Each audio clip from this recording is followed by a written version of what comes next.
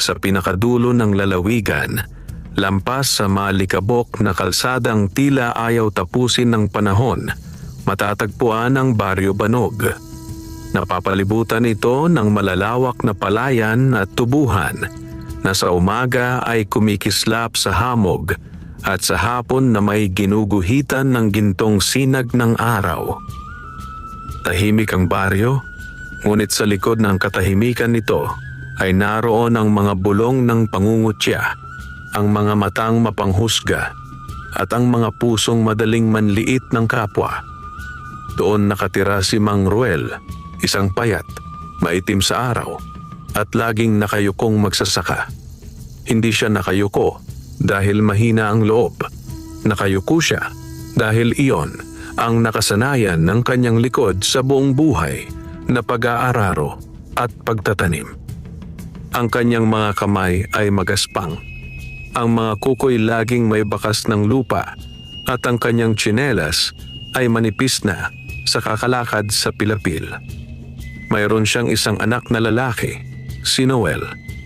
12 taong gulang, payat din at laging tahimik. Ang kanyang uniforme sa eskwela ay kupas na asul, may tahi sa magkabilang tuhod at bahagyang maikli na sa kanyang tangkad. Ngunit sa kanyang mga mata ay may ningning na hindi matutumbasan ng bagong sapatos o mamahaling bag. Ningning ng pangarap. Tuwing umaga, bago sumikat ang araw, sabay silang gumigising. Si Mang Ruel ay pupunta sa bukid, dala ang kanyang kalabaw na si Berto. Si Noel naman ay maghahanda para sa paaralan. Madalas ang baon niya ay kanin na may kaunting toyo o asin. Kapag may ani, may itlog. Kapag may benta, may sardinas. Ngunit kadalasan, sapat na ang kanin at tubig. Isang umaga, habang naglalakad si Noel papuntang paaralan, may mga batang nagkukumpulan sa may tindahan ni Aling Celia. "Hoy Noel!" sigaw ng isa. "Pumili ka muna ng bagong sapatos bago ka pumasok." Nagtawanan ang mga bata. Yumuko si Noel at nagpatuloy sa paglalakad. Sanay na siya. Ngunit hindi ibig sabihin ay hindi siya nasasaktan. Sa loob ng silid-aralan, isa siya sa pinakamagaling, lalo na sa matematika.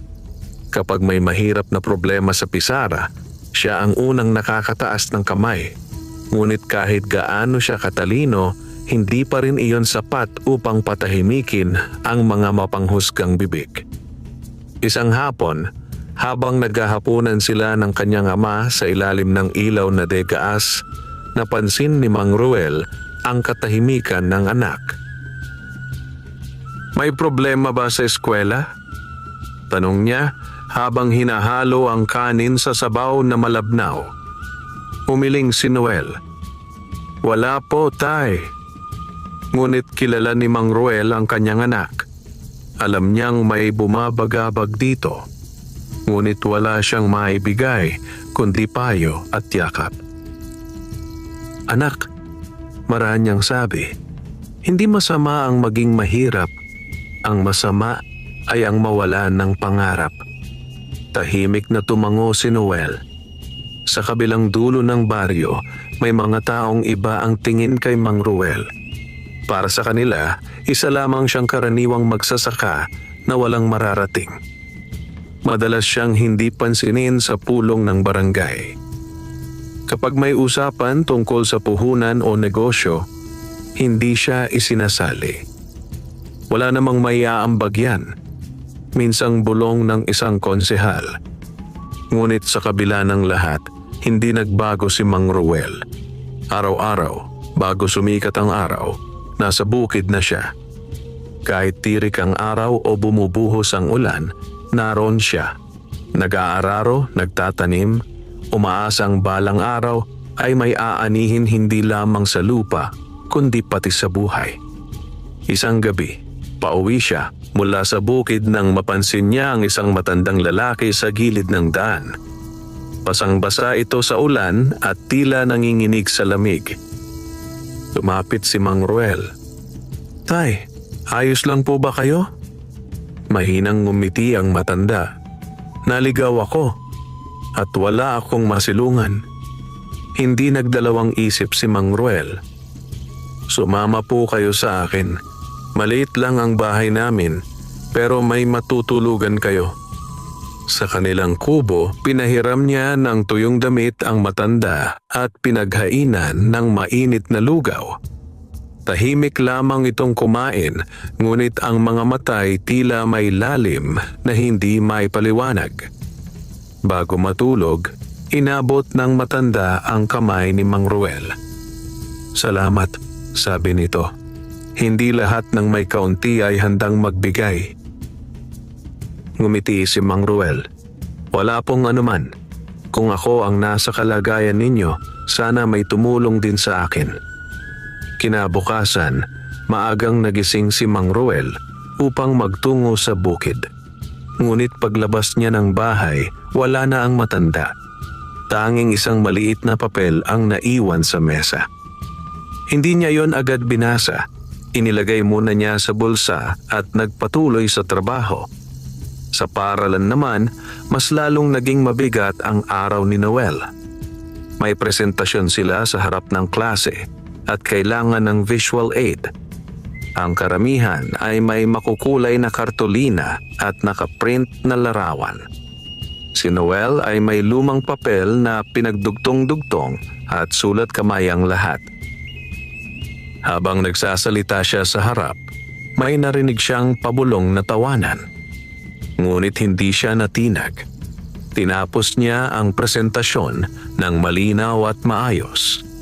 Nang magbigay ng marka ang guro, siya ang may pinakamataas. Tahimik ang silid. Pag-uwi niya, nadatnan niyang nag-aayos si Mang Ruel sa may mesa. Hawak nito ang maliit na papel na iniwan ng matanda. "Anak," sabi ni Mang Ruel, "tingnan mo ito." Binasa nila ang nakasulat. Isang hanay ng mga numero.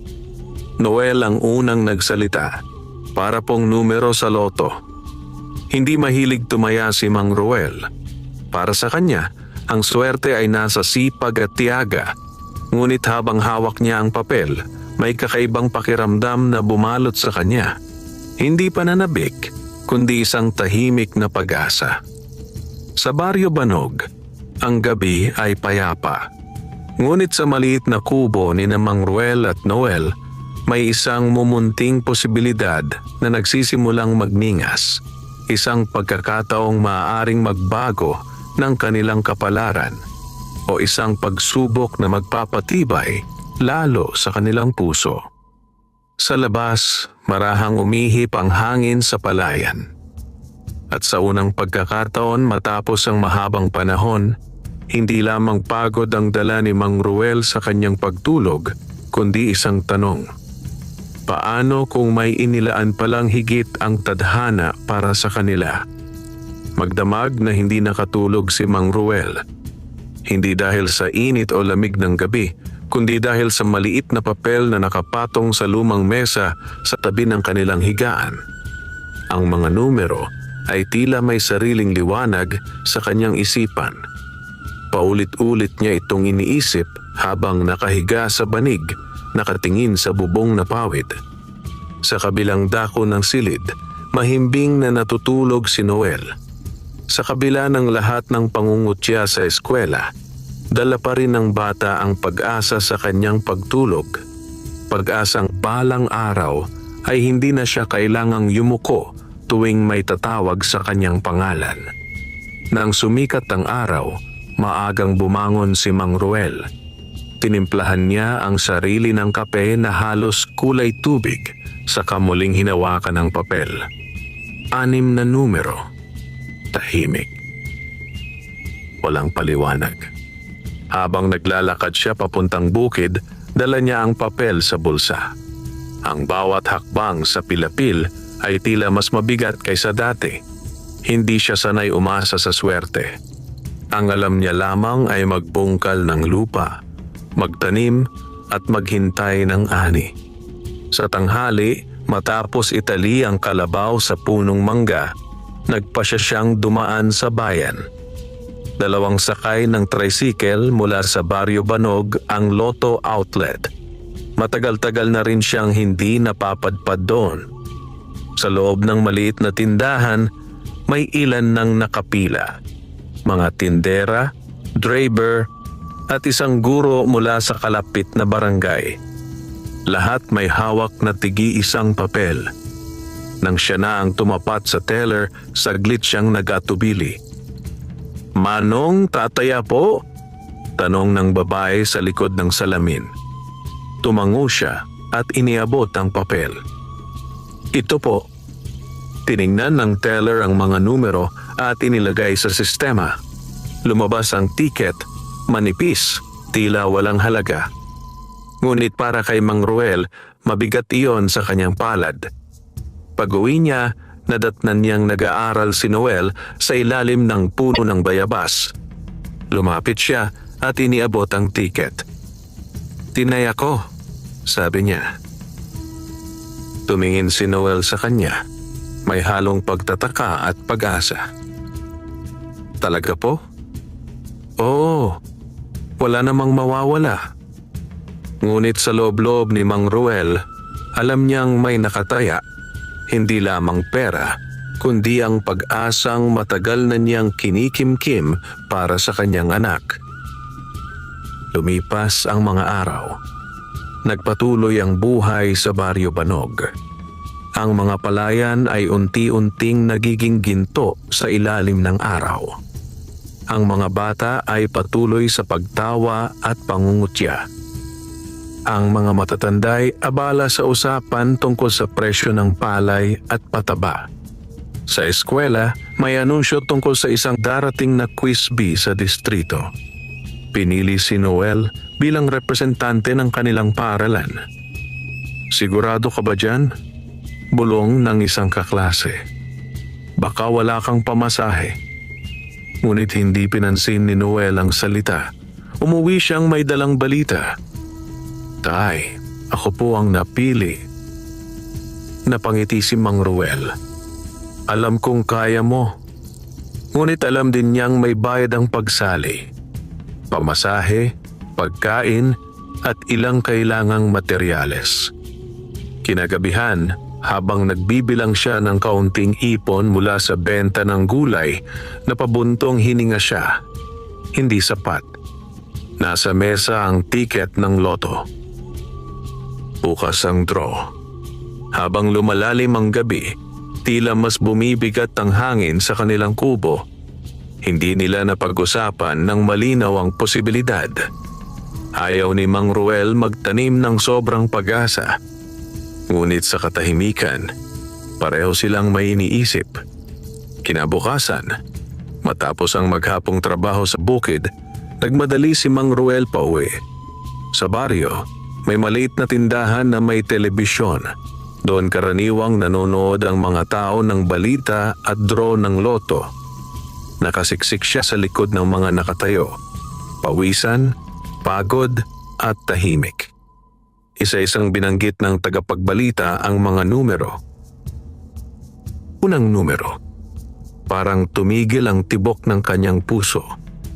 Pangalawa, tumugma. Pangatlo, tumugma pa rin. May nagbulungan sa paligid. Pangapat. Panglima.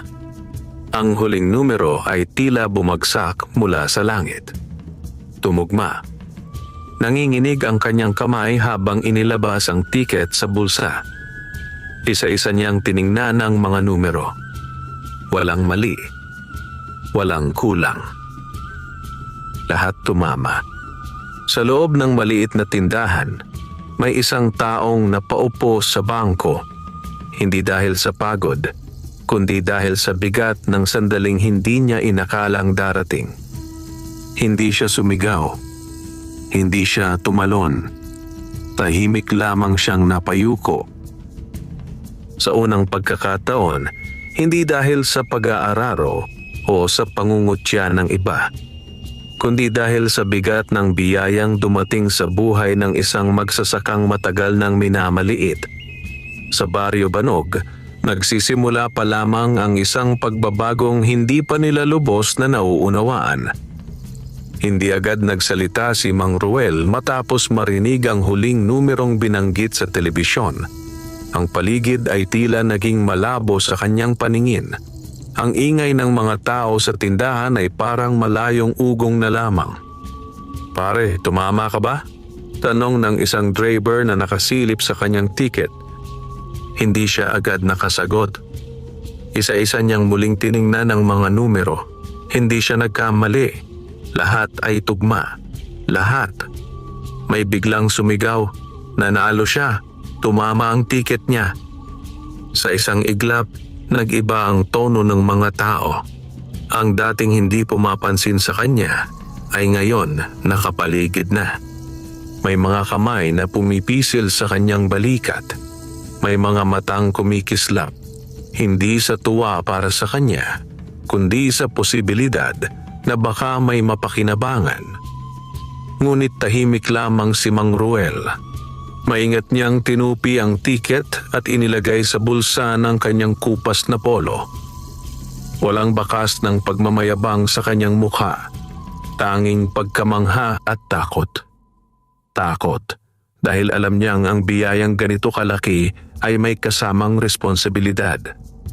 Tahimik siyang umuwi. Habang naglalakad sa madilim na kalsada papuntang Barrio Banog, tila iba ang ihip ng hangin. Ang mga bituin sa langit ay parang mas maliwanag, ngunit ang kanyang hakbang ay mas mabigat. Pagdating sa kubo, nadatnan niyang nag-aaral pa rin si Noel sa ilalim ng ilaw na digaas. "Tay, nanood po ba kayo?" tanong ng bata. Umupo si Mang Ruel sa harap niya. Saglit siyang tumitig sa anak, sa payat nitong mukha, sa mga matang punong-puno ng pangarap. "Anak," mahina niyang sabi, "tumama." Napahinto si Noel. "Tumama po?" Tumango si Mang Ruel. Lahat.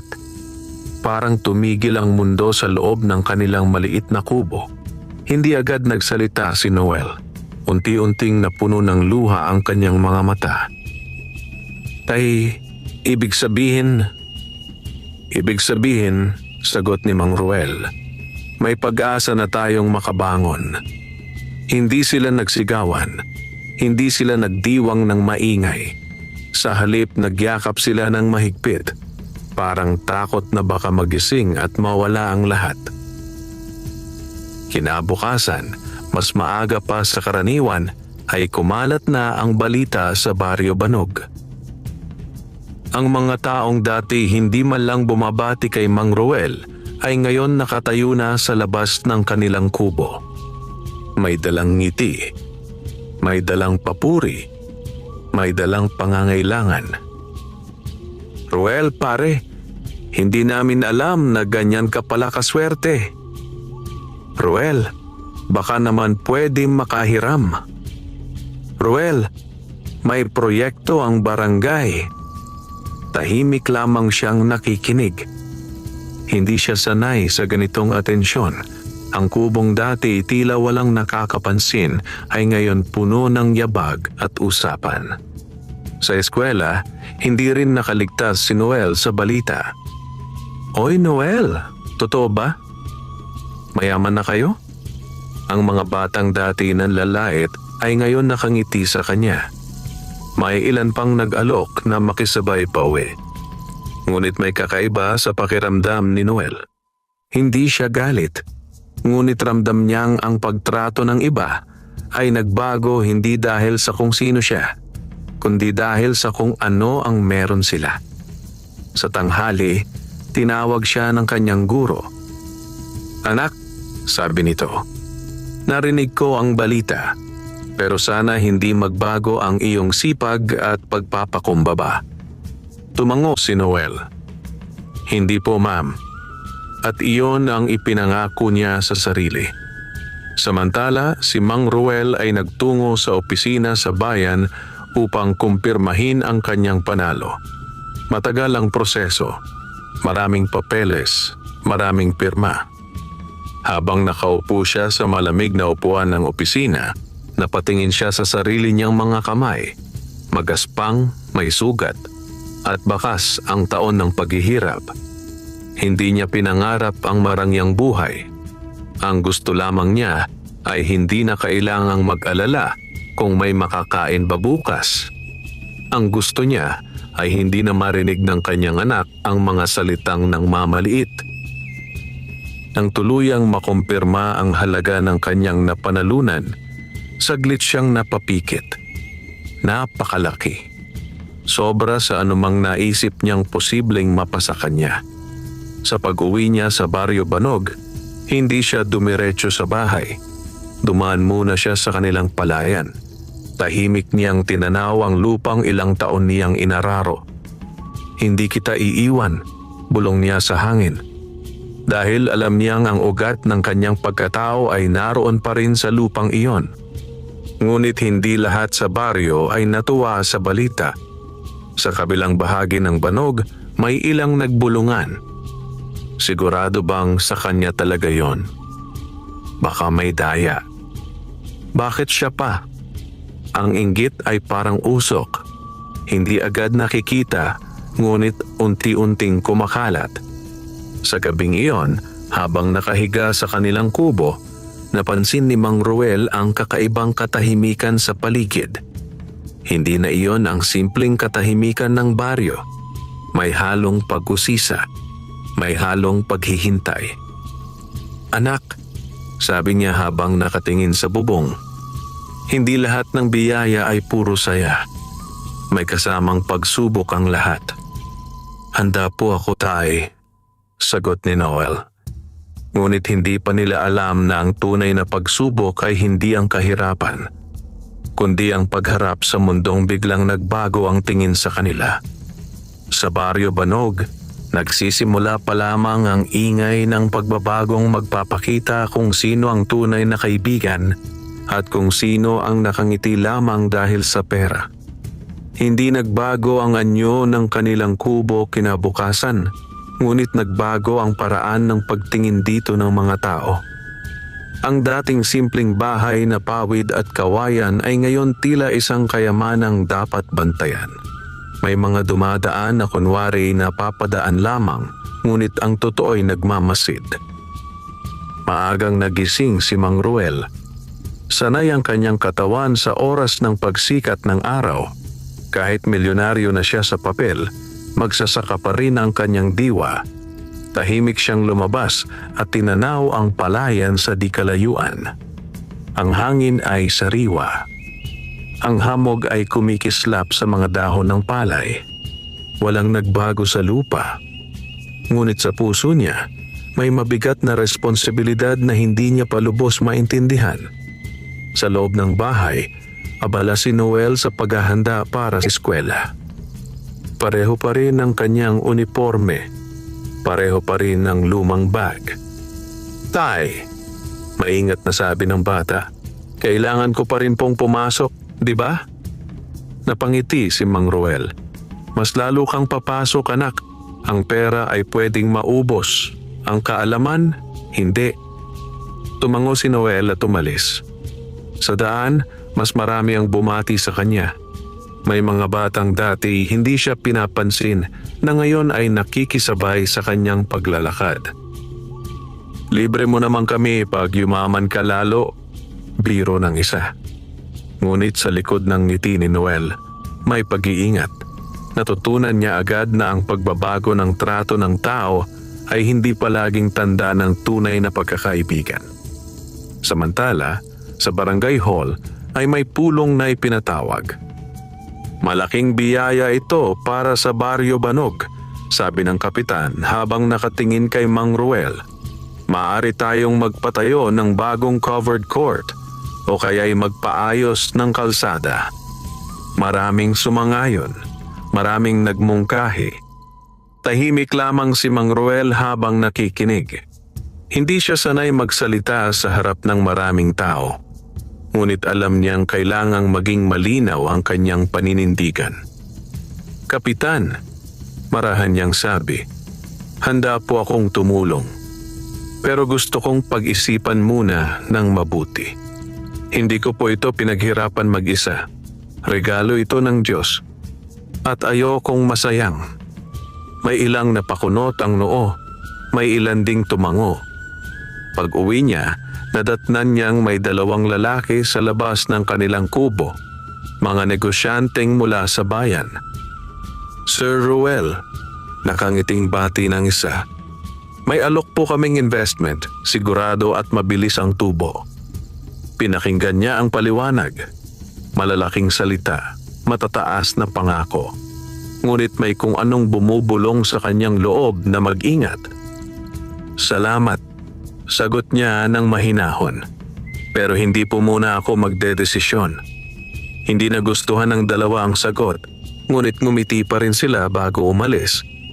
Kinahapunan, umuwi si Noel na tila may mabigat sa isip. Anak, may nangyari ba? Tanong ni Mang Ruel. Umupo ang bata sa bangko. Tay, sabi po ng iba, hindi na raw ako bagay sa kanila. Mayaman na raw ako. Tahimik si Mang Ruel. Pero may iba rin pong nagsasabing dapat daw ilibre ko sila palagi. Napabuntong hininga ang ama. Lumapit siya at hinawakan ang balikat ng anak. Anak, tandaan mo ito. Hindi mo kailangang bumili ng kaibigan. Kung totoo sila, mananatili sila kahit wala tayong pera. Tumango si Noel, ngunit ramdam pa rin ang bigat ng pagbabago. Habang lumalalim ang gabi, may dumating na bisita. Si Aling Celia, ang may-ari ng tindahan kung saan madalas mangutang si Mang Ruel noon. May dalang ngiti at supot ng prutas. Ruel, sabi nito, pasensya na kung minsan ay napagsalitaan kita noon. Hindi ko sinasadya. Alam ni Mang Ruel ang totoo. Maraming beses siyang napahiya sa harap ng iba dahil sa utang. Ngunit hindi niya pinili ang magkimkim ng galit. Wala na iyon, Aling Celia, sagot niya. Nakaraan na. Pag-alis ng babae, napansin ni Noel ang kakaibang katahimikan ng kanyang ama. Tay, galit po ba kayo sa kanila? Umiling si Mang Ruel. Hindi, pero hindi ko rin kakalimutan. Sa mga sumunod na araw, dumami ang humihingi ng tulong. May sakit, may gustong magnegosyo, may gustong mangutang. Ang bawat isa ay may kwento, may dahilan, may pangangailangan. Unti-unting naunawaan ni Mang Ruel na mas mahirap pala ang maging may pera kaysa sa maging wala. Noon, ang problema niya ay kung saan kukuha ng pambili ng bigas. Ngayon, ang problema niya ay kung sino ang dapat tulungan at hanggang saan. Isang gabi, muling bumalik sa kanyang alaala ang matandang tinulungan niya sa ulan. Ang lalim ng mga mata nito, ang paraan ng pagsasalita. Napatingin siya sa langit sa labas ng kubo. Kung sino ka man, bulong niya, salamat. Ngunit sa gitna ng lahat ng biyaya at pagbabago, may isang bagay na hindi niya hahayaang magbago, ang kanyang pagkatao. Sa Baryo Banog, ang kayamanan ay naging salamin. Ipinakita nito ang tunay na kulay ng bawat isa. At habang unti-unting naglalantad ang mga mukha sa likod ng mga ngiti, mas lalo pang tumitibay ang pasya ni Mang Ruel. Hindi niya hahayaang sirain ng pera ang pundasyong itinayo ng kahirapan, tiyaga at pagmamahal. Ngunit hindi pa tapos ang pagsubok. Dahil sa anino ng inggit at kasakiman, may mga pusong nagsisimula ng magplano at ang Baryo Banog ay hindi mananatiling tahimik magpakailanman. Dumating ang pera hindi sa anyo ng kahon o sako kundi sa tahimik na pirma at opisyal na dokumento. Sa isang araw, ang pangalan ni Mang Ruel ay naging laman ng talaan sa bangko. Halagang hindi niya kailanman inakalang mahahawakan. Ngunit sa Baryo Banog, mas mabilis pa sa hangin ang balita kaysa sa paglipat ng pera. Isang umaga, nagising si Mang Ruel sa kalabog ng kanilang pintuan. Pagbukas niya, naroon si Berting, isang magsasakang may mas malaking lupa, ngunit nalubog sa utang dahil sa sugal. "Pare," bungad nito, "alam mo namang magkaibigan tayo. Baka pwede mo naman akong tulungan. Konting puhunan lang." Alam ni Mang Ruel ang kwento ni Berting. Maraming beses na itong nangako sa pamilya na titigil sa sugal, ngunit bumabalik pa rin. "Para saan ang puhunan?" tanong ni Mang Ruel. "May balak akong magtanim ng mais," sagot ni Berting, ngunit umiwas ang mga mata nito. Tahimik na tumitig si Mang Ruel. Hindi siya nagmadali. Hindi siya basta-basta tumango. "Kung magtatanim ka, tutulungan kita. Pero hindi ako magbibigay ng pera sa sugal." Bahagyang nagbago ang ekspresyon ni Berting. "Ano ka ba, pare? Hindi naman ako ganon." Ngunit hindi na siya pinilit ni Mang Ruel. "Pag handa ka ng magbago, lumapit ka ulit." Umalis si Berting na may halong inis. Hindi nagtagal, may dumating namang kamag-anak mula sa malayong baryo. Mga taong minsan lamang bumisita noon, ngunit ngayon tila malapit ang loob. "Pinsan," masiglang bati ng babae. "Naalala mo pa ba ako?" Ngumiti si Mang Ruel kahit pilit niyang hinahalungkat ang alaala. May dalang listahan ng mga ito. Pangpaaral ng anak, pangpagawa ng bahay, pangnegosyo. Unti-unting nauubos ang kanyang oras sa pakikinig at pagpapaliwanag. Hindi niya kayang sagutin ang lahat ng pangangailangan ng mundo. Sa eskwela, iba rin ang hamon na hinaharap ni Noel. May mga batang nakikisama lamang upang makalibre ng pagkain. May mga nagpapasikat sa kanya upang makalapit sa kanyang ama. Ngunit mayroon ding nananatiling totoo. Si Liza, ang kaklasing tahimik at matiyagang mag-aral. Hindi ito nagbago ng pakikitungo sa kanya. "Pareho pa rin naman tayo," sabi nito isang hapon habang nagre-review sila para sa quiz bee. "Ikaw pa rin si Noel na pinakamagaling sa math." Napangiti si Noel. Sa gitna ng pagbabago, may mga bagay pa ring nananatiling dalisay. Samantala, isang gabi, may kakaibang nangyari. Habang mahimbing ang tulog ng mag-ama, may mga yabag na dahan-dahang lumapit sa kanilang kubo. May aninong gumalaw sa likod ng dingding na kawayan. Isang kamay ang sumilip sa bintanang walang salamin. Ngunit biglang tumahol ng malakas ang asong gala na madalas nakatambay sa tapat ng kanilang bahay. Nagising si Mang Ruel at mabilis na bumangon. "May tao!" sigaw niya. Nagsitakbuhan ang mga anino sa dilim. Lumabas siya dala ang lampara. Wala na siyang naabutan. Tanging mga bakas ng paa sa lupa. Kinabukasan, pinag-usapan niyon sa buong baryo. Baka may naiinggit, pulong ng ilan. Baka may gustong manamantala, sabi ng iba. Doon nagsimulang maunawaan ni Mang Ruel na ang kayamanan ay hindi lamang nagdadala ng pag-asa. Nagdadala rin ito ng panganib.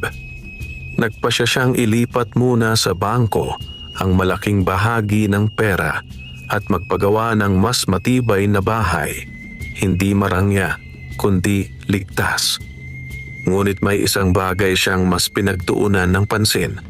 Ang kinabukasan ni Noel. Isang gabi, habang tahimik silang nag-uusap, inilabas ni Mang Ruel ang plano.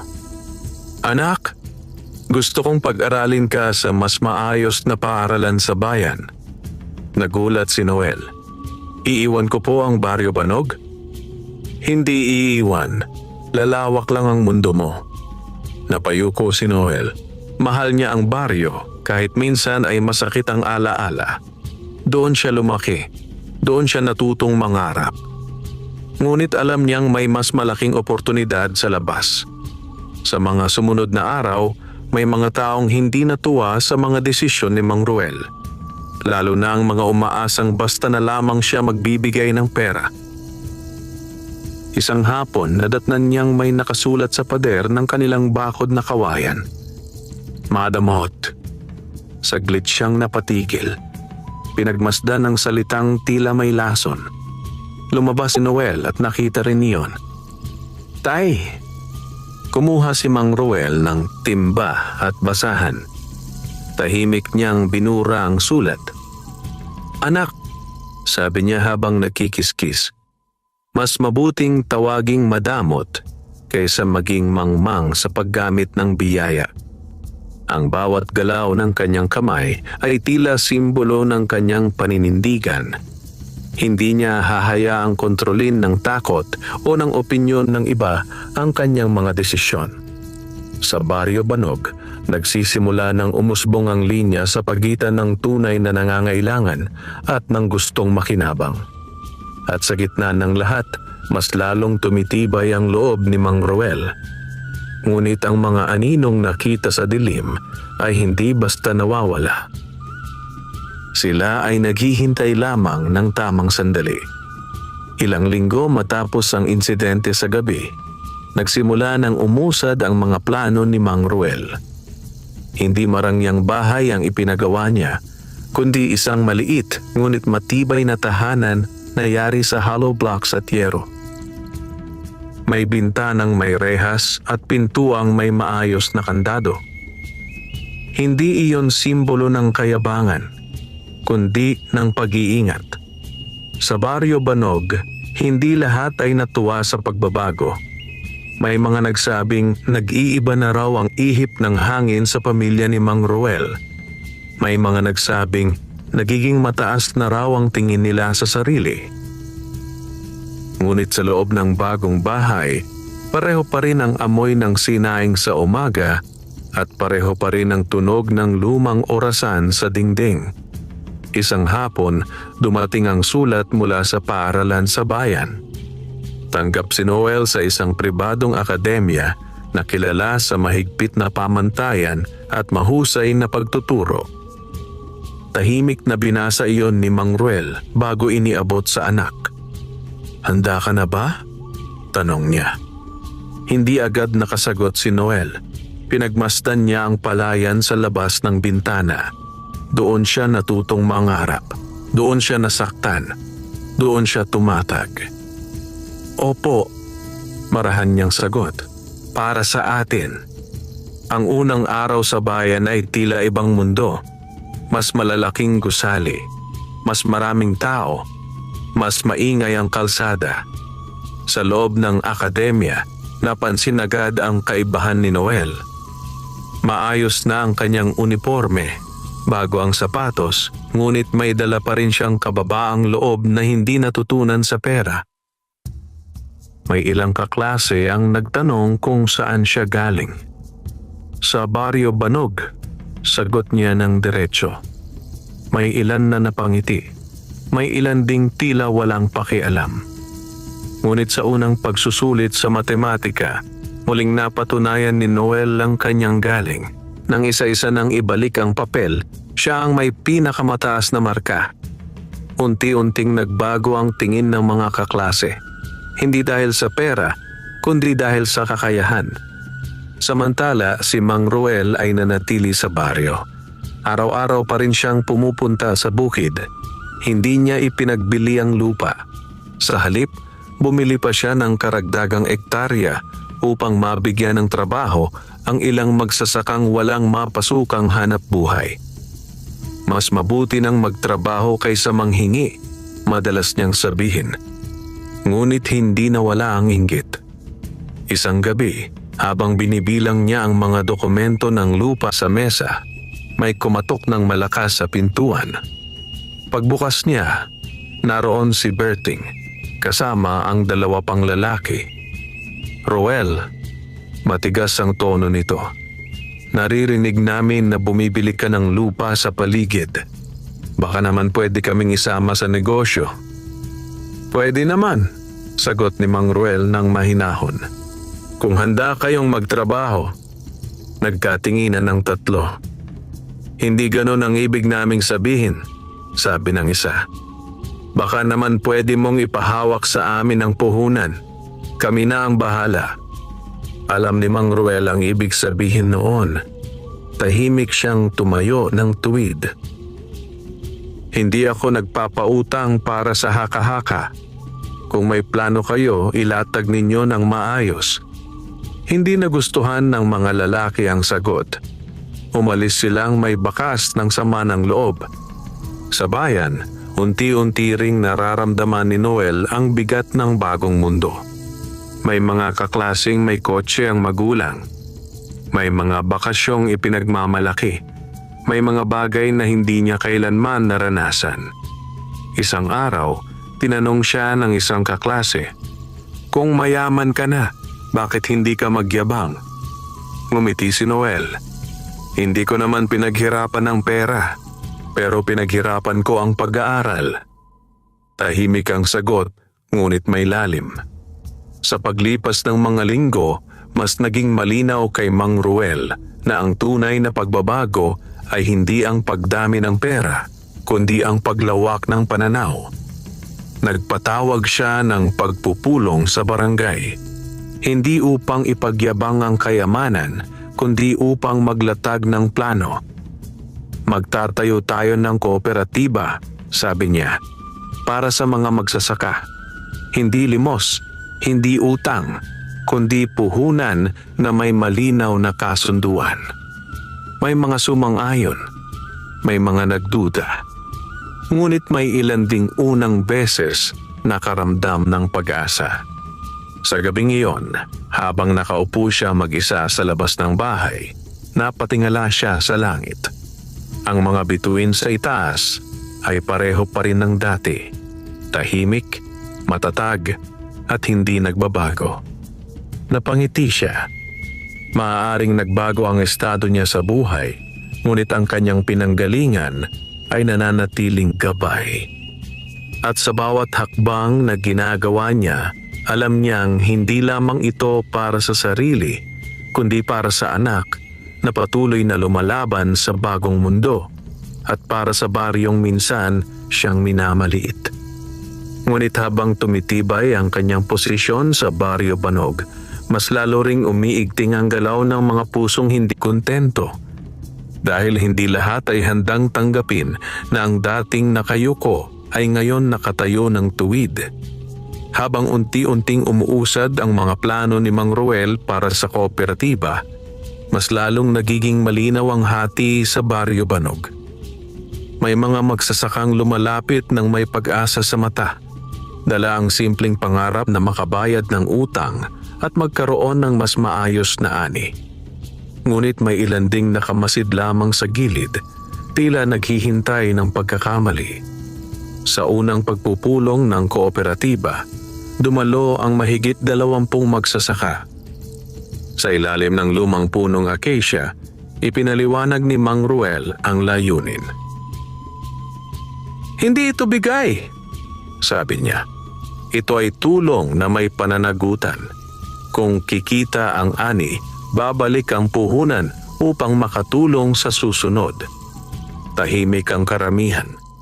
Hindi sila sanay sa ganitong sistema. Sa nakaraan, ang nakagawian nila ay umutang sa mataas na interes o umasa sa pangako ng politiko tuwing eleksyon. Ngunit may isang tumayo, si Mang Isko, matandang magsasaka na halos mawalan na ng pag-asa sa lupa. "Subukan natin," sabi nito. "Kung si Ruel na dating walang-wala ay tumayo, bakit hindi tayo?" Unti-unting sumang-ayon ng iba. Ngunit sa likod ng pagtitipon, nakamasid si Berting at ang kanyang mga kasama. Hindi nila nagustuhan ang ideya na hindi sila kontrolado sa pera. Gusto niyang magmukhang bayani, bulong ni Berting. Ilang araw matapos ang pagpupulong, may kumalat na tsismis sa baryo. May kapalit daw ang tulong ni Ruel. May interes din daw na mataas. Gusto raw niyang maging kapitan. Hindi alam ni Mang Ruel kung saan nagsimula ang usap-usapan. Ngunit ramdam niya ang pagbabago ng ihip ng hangin. May mga hindi na sumipot sa susunod na pagpupulong. May mga umiwas ng tingin sa kanya sa palengke. Sa bayan naman, nahaharap si Noel sa mas seryosong hamon. Nalalapit ang regional quiz bee at siya ang napiling kumatawan sa kanilang paaralan. Sa silid aklatan, mag-isa siyang nagre-review ng lapitan siya ng isang kaklase. "Balita ko, milyonaryo na kayo," sabi nito. "Madali na lang siguro sa iyo lahat." Umiling si Noel. Hindi po nabibili ang sagot sa exam. Ngunit sa loob-loob niya, nararamdaman din niya ang bigat ng inaasahan. Hindi na lamang siya simpleng estudyante mula sa baryo. Ngayon, may mga mata ang nakatingin. May mga gustong patunayan na hindi siya karapat-dapat. Isang gabi, habang papauwi si Mang Ruel mula sa bukid, napansin niyang may bahagi ng palayan na sinira. May mga tanim na inapakan. May pilapil na sinadyang butasin. Tahimik siyang lumuhod at hinawakan ang nasirang palay. Hindi ito gawa ng hayop, sadyang may taong gumawa. Kinabukasan, tinanong niya ang ilang kapitbahay. Walang nakakita, walang nakarinig. Ngunit alam niyang may mensahe iyon. Hindi siya sumigaw, hindi siya nagbanta. Sa halip, ipinagawa niya ang sirang pilapil at naglagay ng ilaw sa gilid ng bukid. Sa bahay, napansin ni Noel ang pagod sa mukha ng ama. "Tay, may problema po ba?" Saglit na nag-isip si Mang Ruel bago sumagot. "May mga taong hindi masaya sa pagbabago." "Titigil po ba kayo?" Napatingin siya sa anak. "Hindi. Kung titigil ako, para na rin akong sumuko sa kanila." Sa araw ng regional quiz bee, maagang bumiyahe si Noel kasama ang kanyang guro. Sa entablado, katabi niya ang mga estudyanteng mula sa malalaking paaralan sa lungsod. May kumpiyansa ang mga ito, sanay sa kompetisyon. Nang magsimula ang paligsahan, sunod-sunod ang tanong. Matematika, agham, kasaysayan. Sa bawat sagot ni Noel, bumabalik sa kanyang alaala ang ilaw na digaas sa kanilang kubo, ang pawis ng kanyang ama sa bukid, ang mga pangungutyang tiniis niya. Hindi siya lumaban para sa papuri. Lumaban siya para sa pangarap. Sa huling tanong, tabla ang puntos. Isang mahirap na problemang matematikal ang ibinigay. Ilang segundo ng katahimikan ang lumipas. Dahan-dahang itinaas ni Noel ang kanyang sagot. Tama. Sa Baryo Banog, halos kasabay ng pag-uwi ni Mang Ruel mula sa bukid ang pagdating ng balita. Panalo si Noel. Sa unang pagkakataon matapos ang mga linggong puno ng tsismis at sabotahe, may liwanag na muling sumilay sa baryo. Ngunit hindi pa tapos ang anino. Dahil sa likod ng pagkatalo at pagkabigo ng ilan, mas lalong umiinit ang kanilang galit. At habang patuloy na tumitibay ang pamilya ni Mang Ruel, may mga pusong nagdidilim, naghihintay ng pagkakataong pabagsakin ng lalaking minsang nakayuko, ngunit ngayoy hindi na kayang yuyurakan. Masiglang sinalubong ng Baryo Banog ang pag-uwi ni Noel. May ilang batang pumalakpak, may ilang matatandang bumati. Ang balitang siya ang kampeon sa regional quiz bee ay tila saglit na nagpaalis sa mga bulong ng inggit. Ngunit hindi lahat ng ngiti ay totoo. Habang nakatayo si Mang Ruel sa tabi ng entablado sa barangay hall, pinagmamasdan ng anak na tinatanggap ang munting plaque ng pagkilala, napansin niya ang malamig na titig ni Berting mula sa likod ng mga tao. Isang titig na hindi nakikisaya. Pagkatapos ng simpleng salo-salo, tahimik na umuwi ang mag-ama. Sa loob ng bahay, inilapag ni Noel ang plaque sa ibabaw ng mesa. "Tay," mahina niyang sabi, "para po ito sa inyo." Umiling si Mang Ruel. Hindi anak, para ito sa sipag mo. Ngunit sa gitna ng kanilang tahimik na kasiyahan, may paparating na unos. Kinabukasan, maagang dumating sa bahay ang dalawang lalaki mula sa munisipyo. May dala silang papeles. May reklamo po laban sa inyo, sabi ng isa. Napakunot ang noo ni Mang Ruel. Anong reklamo? May nagsabing ginagamit ninyo ang kooperatiba upang magpalawak ng personal na interes. At may alegasyon na may hindi malinaw na transaksyon sa pagbili ng lupa. Nanlamig ang hangin sa loob ng bahay. Walang katotohanan ng paratang. Ngunit alam ni Mang Ruel na sa mundo ng pera at politika, sapat na ang bulong upang magdulot ng duda. Handa akong ipakita ang lahat ng dokumento. Mahinahon niyang sagot. Umalis ang mga opisyal, ngunit naiwan ang bigat ng paratang. Sa baryo, mabilis kumalat ang balita. May kaso raw si Ruel. Akala ko ba mabait? May mga nagsimulang umatras sa kooperatiba. May mga natakot na madamay. Sa bukid, habang naglalakad si Mang Ruel sa pagitan ng mga palay, tila mas mabigat ang bawat hakbang. Hindi siya takot sa investigasyon. Wala siyang itinatago. Ang kinatatakutan niya ay ang tiwala ng mga taong unti-unti pa lamang naniniwala muli sa sarili nilang kakayahan. Sa hapon, lumapit sa kanya si Mang Isko. Alam kong malinis ang intensyon mo, sabi nito. Huwag kang magpapatalo. Ngunit sa kabilang dulo ng baryo, may nag-uusap sa loob ng madilim na kubo. Kailangan siyang pahinain, sabi ni Berting. Kapag bumagsak siya, babalik sa dati ang lahat. Lumipas ang mga araw na puno ng pagsusuri at pagkalap ng papeles. Isinaayos ni Mang Ruel ang bawat resibo, bawat kasunduan, bawat lagda. Tinulungan siya ng isang batang abogado mula sa bayan na naniniwalang may saysay ang ginagawa niyang kooperatiba.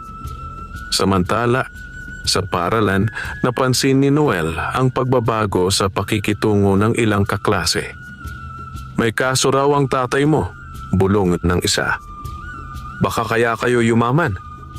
Tahimik niyang tinanggap ang mga salita. Ngunit sa loob niya, may naglalagablab na determinasyon. Isang gabi, habang nag-aaral siya sa mesa, napansin niyang tahimik ang ama sa labas. Lumapit siya. Tay, hindi po kayo natatakot? Tumingin si Mang Ruel sa malawak na palayan na ngayon ay naliliwanagan ng buwan. Natakot ako noon sa kahirapan, sagot niya. Pero mas natakot ako na mawalan ng dangal. Kung malinis ang puso mo, anak, kaya mong harapin ang kahit anong paratang. Ilang araw matapos iyon, ipinatawag ang mga nagreklamo upang humarap sa opisyal na pagdinig sa barangay. Sa harap ng kapitan at mga kagawad, malinaw na inilatag ni Mang Ruel ang bawat detalye ng kooperatiba. Walang nakatagong kasunduan. Walang lihim na tubo. Nang tanungin ang mga nagparatang, nagkatinginan lamang ang mga ito. Walang maipakitang ebidensya. Unti-unting nabunyag ang katotohanan. Ang reklamo ay bunga lamang ng inggit at takot na mawalan ng impluensya. Sa harap ng maraming tao, tumayo si Mang Ruel. Hindi ko ginawa ang kooperatiba para sumikat, sabi niya. Ginawa ko ito dahil alam ko ang pakiramdam ng walang malapitan. Tahimik ang buong hall. Napatunayan ang kanyang kalinisan. Ngunit hindi ganoon kadaling mabura ang sugat ng duda. Pag-uwi nila, napansin ni Noel ang pagod sa mukha ng ama. Natapos na po ba? Tumango si Mang Ruel. Oo. Pero ngayon ko mas naiintindihan na ang tunay na laban ay hindi pera, kundi tiwala. Sa gabing iyon, mas malinaw ang buwan sa ibabaw ng Baryo Banog. Ang hangin ay tila mas magaang. Ngunit sa puso ni Berting at ng kanyang mga kasama, hindi pa tapos ang galit.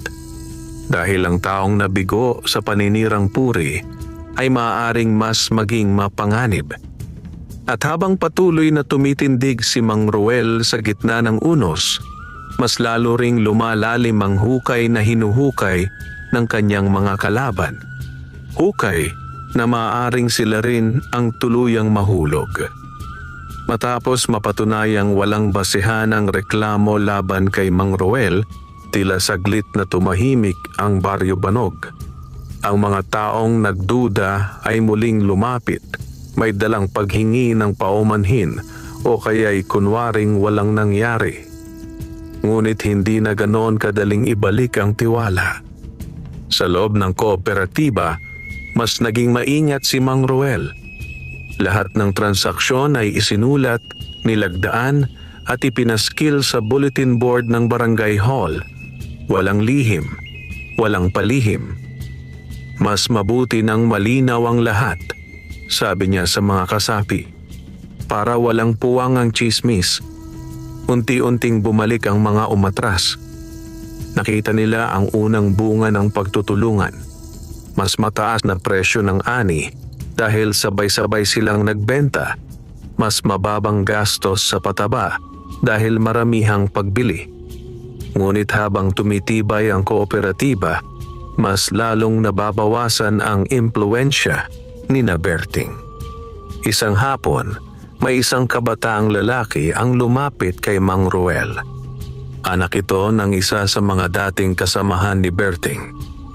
May sasabihin po ako, mahina nitong sabi. Sa lilim ng puno, isinalaysay ng binata ang plano. Kung paano sinadyang sirain ang pilapil, kung paano inudyuka ng reklamo sa munisipyo, at kung sino ang nagpasimuno. Tahimik na nakinig si Mang Ruel.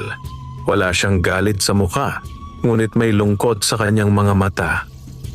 Salamat sa katapatan mo, sabi niya sa binata. Pero hindi ko kailangang gumanti. Nang kumalat ang balita na may lumantad, unti-unting napahiya si Berting. Ang mga taong minsang naniwala sa kanya ay nagsimulang umiwas. Isang gabi, habang naglalakad si Mang Ruel pauwi, nadatnan niya si Berting na nakaupo sa gilid ng daan mag-isa. Hindi na ito ang dating palaban na lalaki. Mukha itong pagod, bagsak ang balikat. Bakit mo ginawa? Tahimik na tanong ni Mang Ruel. Hindi agad sumagot si Berting. Dahil naiinggit ako, amin nito. Ikaw na dating kapantay ko. Nalampasan mo ako. Umupo si Mang Ruel sa tabi niya. Hindi kita nilampasan, sabi niya. Pinili ko lang ang ibang daan. Tahimik ang gabi. Tanging huni ng kuliglig ang maririnig. May pagkakataon ka pa, dagdag ni Mang Ruel. Sumama ka sa kooperatiba. Hindi huli ang lahat. Hindi sumagot si Berting, ngunit sa unang pagkakataon, wala na ang galit sa kanyang mga mata.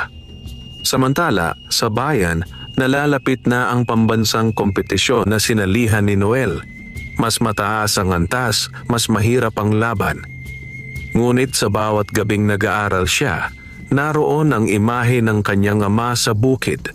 Hindi kailanman sumuko, kahit pinagtawanan, kahit siniraan. Sa araw ng kompetisyon, puno ang auditorium.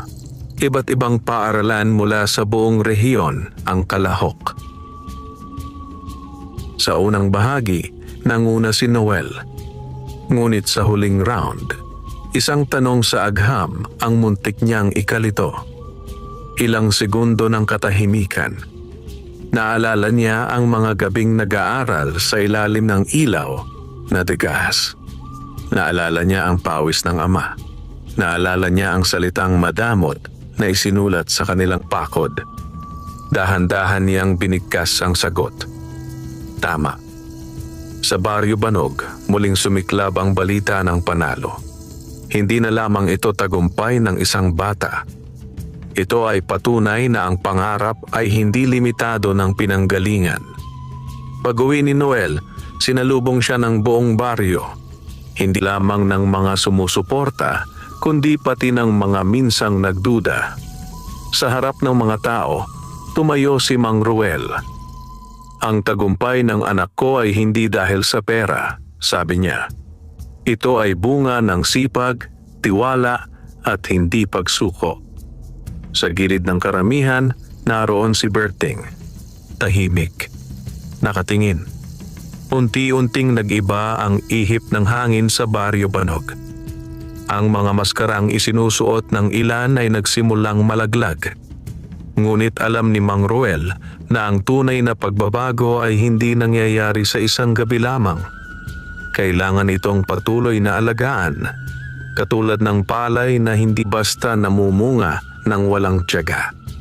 At habang nakatayo siya sa tabi ng anak na ngayon, ay kinikilala hindi dahil sa yaman, kundi sa talino.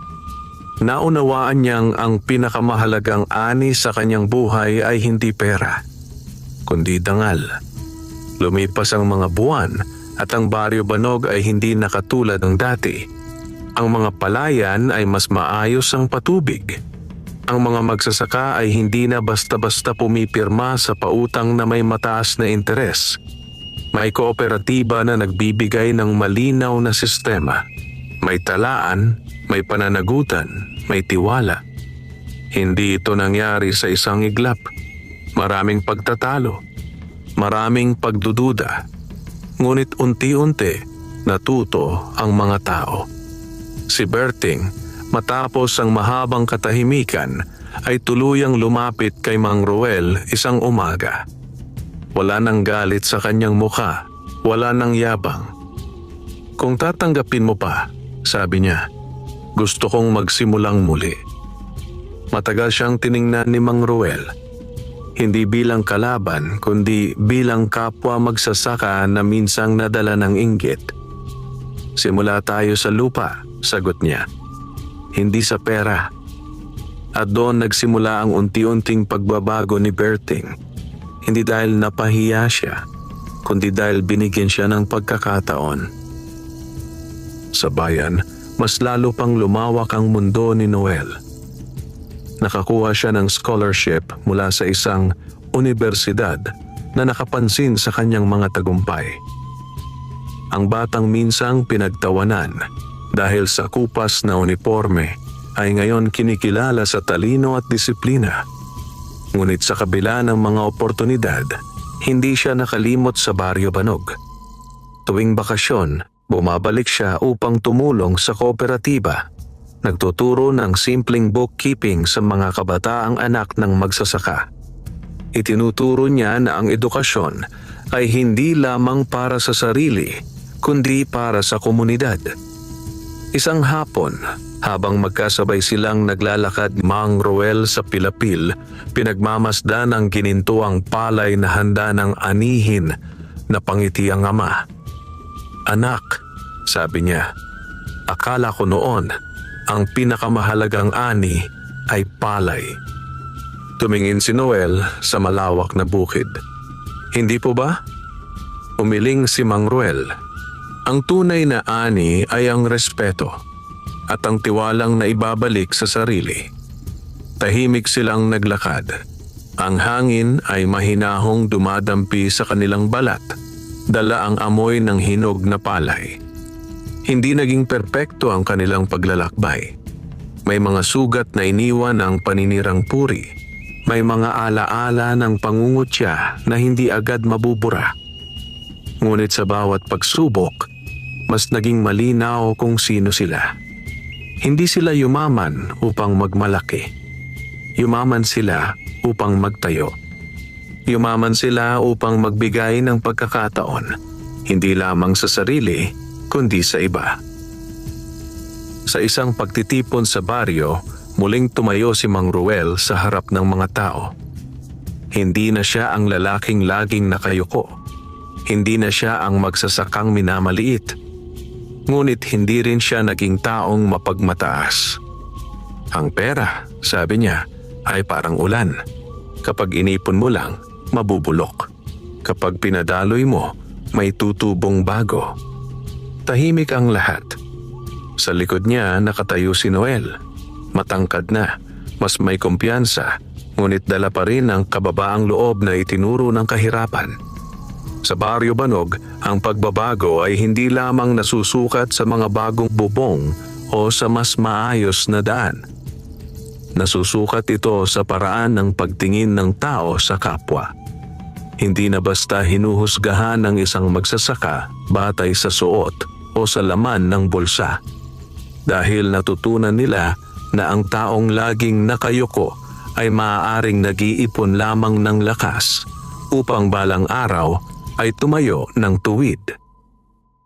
Sa dapit hapon, habang ang araw ay unti-unting lumulubog sa likod ng palayan, magkatabi ang mag-ama sa harap ng kanilang bahay. Hindi na pawid ang bubong, ngunit pareho pa rin ang hangin, pareho pa rin ang lupa, pareho pa rin ang mga bituin sa gabi. At sa puso ni Mang Ruel, malinaw ang isang bagay. Ang tunay na swerte ay hindi ang numerong tumama sa loto, kundi ang pagkakataong patunayan na ang taong minamaliit ay may kakayahang maging ilaw para sa iba. Sa Baryo Banog, ang kwento ng magsasakang minsang pinagtawanan ay naging kwento ng komunidad na natutong tumindig ng sama-sama. At sa bawat aning kanilang pinuputol, may kasamang paalala na ang dangal kapag iningatan ay higit pa sa anumang kayamanang kayang ibigay ng tadhana. Wakas,